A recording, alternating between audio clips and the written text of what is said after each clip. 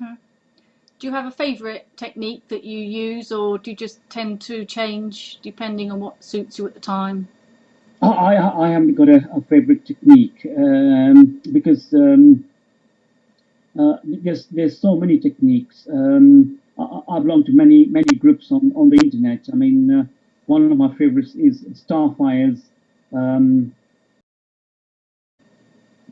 so yeah, it's the body of light technique. Yes, I think everybody has to try several techniques and then the one that suits them best, because some people can visualize quite well. Some people prefer tactile methods. For example, Robert Bruce's rope trick, the Yeah, rope technique, that's been quite popular. So I think when you're choosing a technique, you have to try a few and see what works for you. And in the end, you can even design your own technique. yeah. I mean, it's my good luck to have sort of worked with Robert Bruce as well, and is one of the few people I've actually met who has his Kundalini raised. Yes, I mean, did you So actually meet him at a workshop, or I met him in a workshop. Yeah. oh, in Uh, England? He came to England, did he?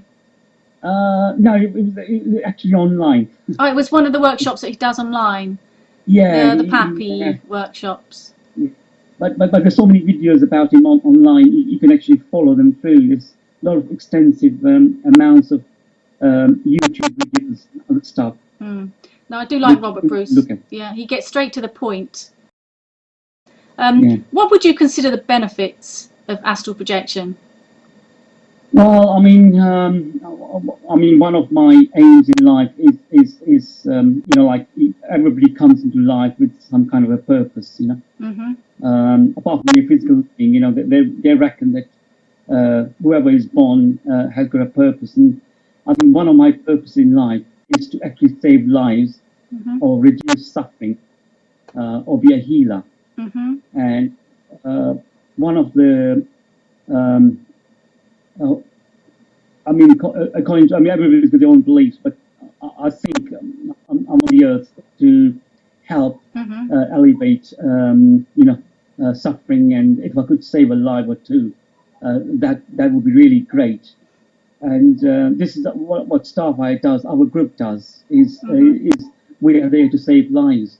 And I think one of the so your question was, did I consider No, all the the benefits you can get from astral projection. yeah, one of the benefits of astral Yeah, projection is saving lives. saving lives.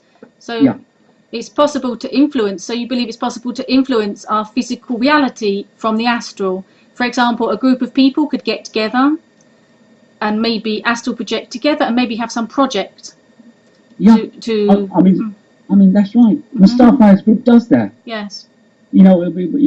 She starts a project off, and those who want to contribute or help out lend their energies to hers, and together we go on astral visits and astral projects. We do that, and then we write up reports and we compare notes later on. Yes, I think that's great work, because that's the sort of work that doesn't get recognised on the news. It's the sort of work that is unseen work. And people often they watch the news and they think the world is a terrible place and nobody's doing anything, etc., etc. But it's just not true, because there's lots and lots of groups that work behind the scenes in an invisible way. I found that there are teams out there who are regular teams who actually go out and help out. Hmm. They OBE themselves to the site. You know, Yes. so they're regular teams who actually help out at major disasters. And sometimes you meet up with them if you are also intending to help out on that particular mission. Hmm. That happened to me once when there was an earthquake in Peru. It was in August, but this was a few years ago now, and I didn't know about this earthquake because it happened while I was asleep. But I found myself out of body. Sometimes when I'm out of body, I don't exactly know what I'm going to do. So I say to my higher self, "Take me where I need to go." So I had said to my higher self, "Take me where I need to go," and I was pulled. It's almost like I wasn't in control, but I knew my higher self was in control. And I was taken to this earthquake site, and I didn't know where it was. And I I helped this person who had died in the earthquake to understand that they had died and that there were light beings waiting to guide them to the other side, etc., etc. And that's what happens. That's happened to me quite a lot. And in the morning, I woke up and I had a look on the internet to see if there had been an earthquake or some sort of natural disaster, because the scene was just all the buildings falling down, etc., etc. And there was this earthquake in Peru. So I think all of us can make a difference in the world, and I think that's important, that people understand that even the individual can make a difference, and even you might be making a difference anyway, and you might not remember that you'll be making a difference, because if you don't remember leaving your body, you don't remember what you've done.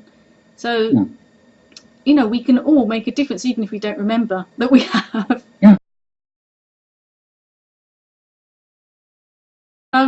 You mentioned that you've written a book that was going to be released on the 4th of June, was it? Which is next Saturday. Yeah. Can you tell us a little bit about that? Yeah, it's to do with I mentioned the third eye, Dr. Rampa. You know, he wrote 19 books, and I know it's a little bit difficult to believe, but he has managed to find a way of getting in touch with me.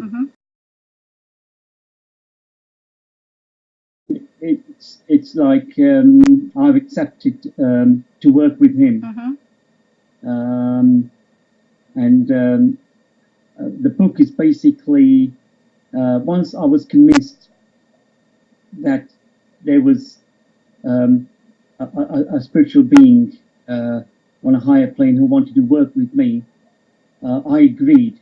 And so one of the things which was asked of me is, did I have any questions? Did I have any concerns about humanity, where humanity is going, what we need to do about our lives, how we proceed? And I thought, hang on a minute, I have read Dr. Rampa's 19 books, and I thought, you know, that's easy. So I reread them all, and any questions which I had, I wrote in that book. That sounds interesting. So where can, is it a hardback or an ebook, or? I think it's going to be an ebook, or it's an ebook and a hardbook copy. It's both. Yes. So where can people find that book?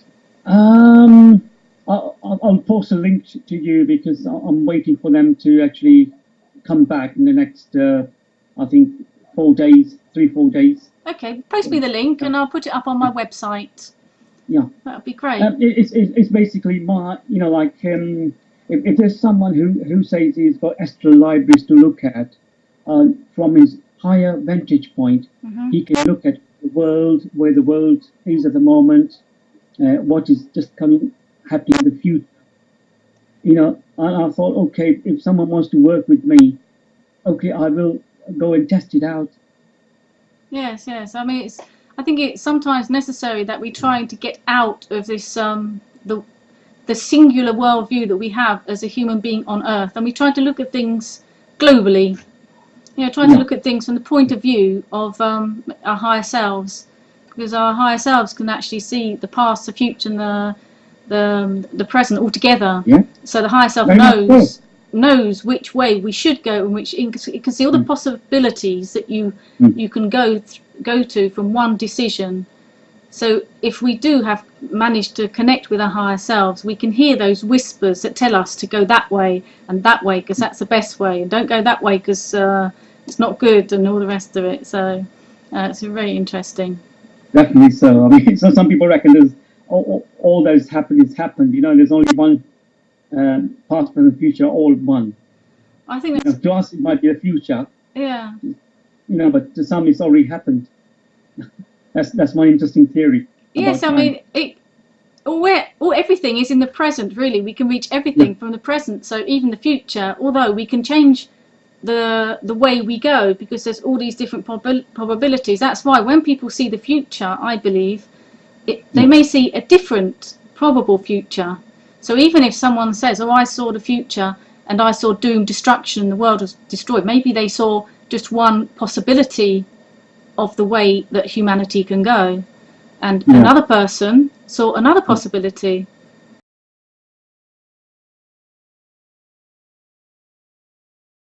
Yes, it's very interesting when you think about how many timelines there must be.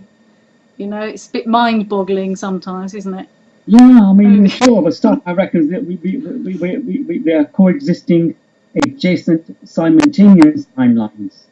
So there's other... And not only that, she reckons that there are time wars. So there are beings out there who actually conduct time wars for the planet Earth. So they keep changing the time. They keep changing the timelines. Yeah, she calls those time shifts, doesn't she? Yeah. Yeah, I've read Yeah. something about those. It's interesting, you know, how you can jump time.